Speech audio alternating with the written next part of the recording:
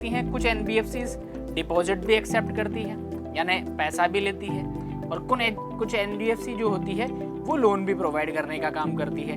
तो फिर दोनों में डिफरेंस क्या रहा है? यहाँ पे भी ये डिपॉजिट एक्सेप्ट कर रही है और लोन दे रही है, यहाँ पर भी ये डिपॉजिट एक्सेप्ट कर रही है और लोन दे रही है। Hello everyone, this is Chetan from Ed Uncle platform. आज हम बात करेंगे एनबीएफसी और बैंक में क्या बेसिक डिफरेंस होता है, यानी कि हमारे पास बैंक भी है और हमारे पास में प्राइवेट फाइनेंस कंपनीज भी है एनबीएफसी। तो जब दो कंपनीज है, दोनों फाइनेंस में डील करती है, पैसे में डील करती है, तो बेसिक डिफरेंस क्या होता है, एक बैंक के अंदर क्या डिफरेंस होता है और एक प्राइवेट फाइनेंस कंपनी के अंदर क्या डिफरेंस होता है। तो सबसे पहले हम इसकी फुल फॉर्म के बारे में बात करते हैं कि एनबीएफसी का फुल फॉर्म क्या होता है। तो इसका फुल फॉर्म क्या होता है? Non banking financial corporation. Non banking financial corporation बोल सकते हो, या फिर आप क्या बोल सकते हैं, नॉन बैंकिंग फाइनेंशियल कंपनी भी आप इसको बोल सकते हैं। ठीक है, अब इसका जैसा नाम है वैसा ही इसका काम है। कैसे? ये क्या है? नॉन बैंकिंग फाइनेंशियल कंपनी है, यानी जो बैंकिंग नहीं है, नॉन बैंकिंग है। बेसिक डिफरेंस हम अभी देखेंगे, लेकिन अभी सिर्फ हम नाम की बात करते हैं। अब थोड़ा सा हम देख लेते हैं बैंक के बारे में कि बैंक से हमें क्या क्या फ़ायदे होते हैं, क्योंकि हमने प्रीवियस वीडियो में देखा था कि बैंक क्या करता है, जनरल पब्लिक से क्या करता है, डिपॉजिट एक्सेप्ट करता है, यानी वो क्या करता है, लोगों से पैसा लेता है और उसी को क्या करता है, वो एज अ लोन प्रोवाइड करने का काम करता है। लेकिन प्राइवेट जो एनबीएफसीज हम जिसे बोल सकते हैं, वो एनबीएफसी भी क्या करती हैं, कुछ एनबीएफसीज डिपॉजिट भी एक्सेप्ट करती है, यानी पैसा भी लेती है, और कुछ एनबीएफसी जो होती है वो लोन भी प्रोवाइड करने का काम करती है। तो फिर दोनों में डिफरेंस क्या रहा है? यहाँ पे भी ये डिपॉजिट एक्सेप्ट कर रही है और लोन दे रही है, यहाँ पर भी ये डिपॉजिट एक्सेप्ट कर रही है और लोन दे रही है। तो यहाँ पे हमें डिफरेंस समझना है, क्योंकि एक माइनर सा डिफरेंस है जो इनमें एक मेजर डिफरेंस क्रिएट करता है। कैसे? हम दोनों को अलग अलग समझने की कोशिश करते हैं।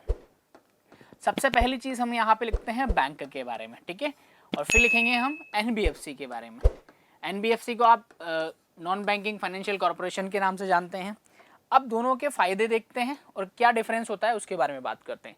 सबसे पहला, हम बैंक के अंदर सेविंग अकाउंट ओपन कर सकते हैं, जिसको हम बोलते हैं बचत खाता। ठीक है, किसी भी बैंक में हम क्या कर सकते हैं, सेविंग अकाउंट ओपन कर सकते हैं, लेकिन किसी एनबीएफसी के हम अंदर सेविंग अकाउंट ओपन नहीं करवा सकते हैं। ठीक है, दूसरा है, बैंक के अंदर हम करंट अकाउंट ओपन करवा सकते हैं। करंट अकाउंट बोले तो चालू खाता हम यहाँ पे क्या कर सकते हैं, ओपन करवा सकते हैं। लेकिन हम एनबीएफसी के अंदर किसी भी तरह की एनबीएफसी में करंट अकाउंट ओपन करवा नहीं सकते हैं। तीसरा बेनिफिट, हम बैंक के अंदर आरडी करवा सकते हैं। ये क्या होते हैं, इनके बारे में हम आगे डिटेल में डिस्कशन करेंगे हमारे अगले नेक्स्ट वीडियो में, लेकिन अभी तक के लिए आरडी की बात करते हैं। तो बैंक क्या होता है, रिकरिंग डिपॉजिट।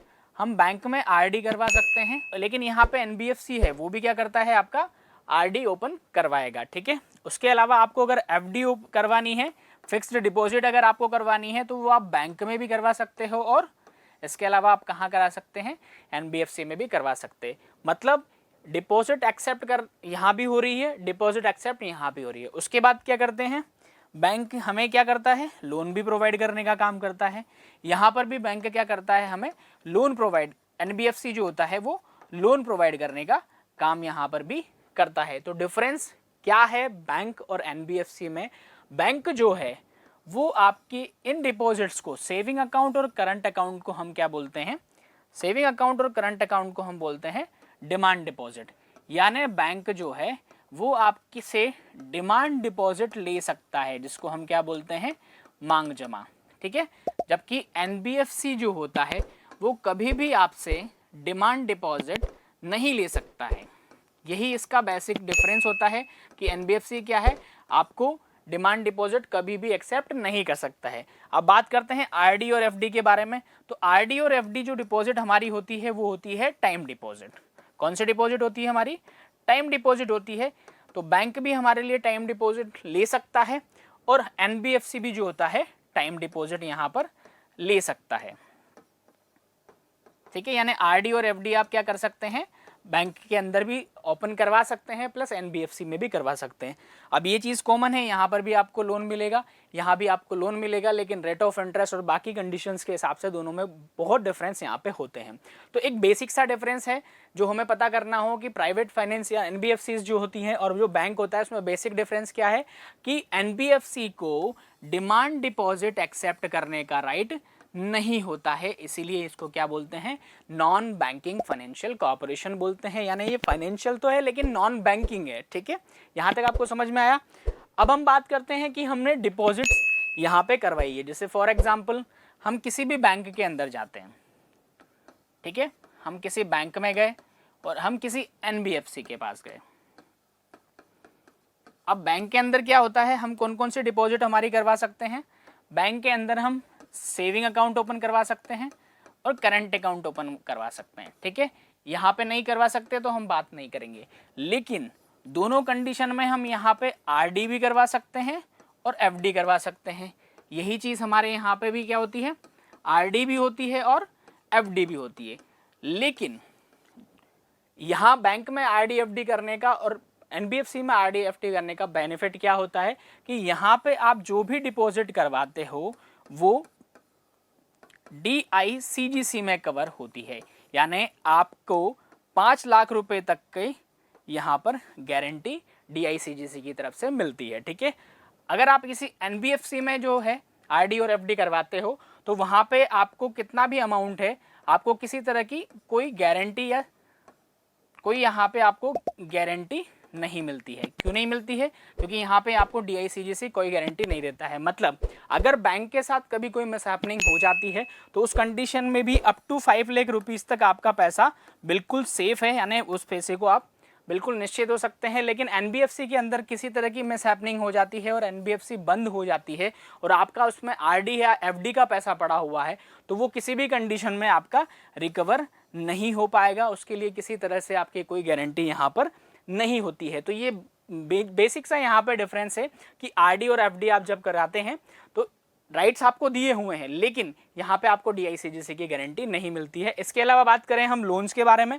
तो बैंक भी आपको लोन प्रोवाइड करते हैं और जिन लोगों को बैंक से लोन नहीं मिलता है उन लोगों को एनबीएफसी यहाँ पे लोन प्रोवाइड कराने का काम करती है। यहाँ पे कुछ मेजर जो एनबीएफसीज है उनके नाम मैंने लिखे हुए हैं, वो कौन कौन सी है सबसे पहले एक एक करके हम देखते हैं। जो लगती है कि फाइनेंस कंपनी है लेकिन वो बैंक नहीं होती है, जैसे for example Bajaj finance. Bajaj finance क्या करता है, कंज्यूमर ड्यूरेबल्स के ऊपर आपको लोन प्रोवाइड करता है। आपको मोबाइल फ़ोन खरीदना है उसके लिए आपको लोन मिलेगा, एसी खरीदना है आपको उसके लिए आपको लोन मिलेगा। तो ये काम तो वही कर रहा है बैंक की तरह, लेकिन ये बैंक नहीं होता है। दूसरा है मुथूट गोल्ड लोन, ये भी नाम आपने सुना होगा। ठीक है, मुथूट और मनप्पुरम के बारे में। तो मुथूट क्या करता है, आपको गोल्ड के बदले लोन देता है। ये काम बैंक भी करता है, लेकिन मुथूट का पर्टिकुलर काम क्या है, वो आपको सिर्फ एक ही काम करेगा, आपसे किसी भी तरह का करंट अकाउंट या सेविंग अकाउंट ओपन नहीं कर सकता और आपकी आरडी और एफडी भी नहीं कर सकता है। इसीलिए ये क्या है, एनबीएफसी है। तीसरा है एचडीबी फाइनेंशियल सर्विस। एचडीबी जो है वो एचडीएफसी की तरह मिलता जुलता लग रहा है आपको, लेकिन ये बैंक नहीं है। ये क्या है, एचडीबी फाइनेंशियल सर्विसेज है जो आपको पर्सनल लोन और बिजनेस लोन प्रोवाइड करने का काम करते हैं। इसके अलावा बात करें Capri gold loan, same Muthoot की तरह गोल्ड लोन प्रोवाइड करने का काम करता है। श्रीराम फाइनेंस आपको व्हीकल फाइनेंस करने का काम करता है।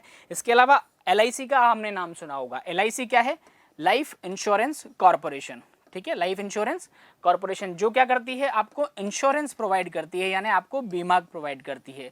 लेकिन अगर हम बात करेंगे किसके बारे में, एलआईसी हाउसिंग फाइनेंस के बारे में, तो ये आपको इंश्योरेंस प्रोवाइड नहीं करेगी। ये आपके लिए क्या करेगी, ये सिर्फ आपको हाउसिंग फाइनेंस प्रोवाइड करेगी। यानी आपको मकान के लिए पैसा चाहिए तो उसके लिए फाइनेंसिंग करने का काम कौन करेगी, एलआईसी हाउसिंग फाइनेंस करेगी। तो ये कुछ बेसिक डिफरेंस होते हैं बैंक के अंदर और एनबीएफसी के अंदर की। बैंक क्या करता है, आपकी डिपॉजिट भी एक्सेप्ट कर सकता है और लोन भी प्रोवाइड करता है, लेकिन एनबीएफसी आपसे सिर्फ और सिर्फ डिपॉजिट के तौर पे सिर्फ टाइम डिपॉजिट ले सकता है। डिमांड डिपॉजिट यानी करंट अकाउंट और सेविंग अकाउंट आपका ओपन नहीं कर सकता है। इसके अलावा वो आपको लोन फैसिलिटीज़ प्रोवाइड कर सकता है। तो ये कुछ बेसिक डिफरेंस है। अगर हमारे इसमें एक कन्फ्यूज़न आपके यहाँ पे आया होगा कि डिमांड डिपॉजिट क्या होता है और टाइम डिपॉजिट क्या होता है, तो डिमांड डिपॉजिट और टाइम डिपॉजिट हम डिटेल में आगे डिस्कस करेंगे। अभी के लिए आई होप आपको बैंक और एनबीएफसी में डिफरेंस समझ में आया होगा। So thank you so much.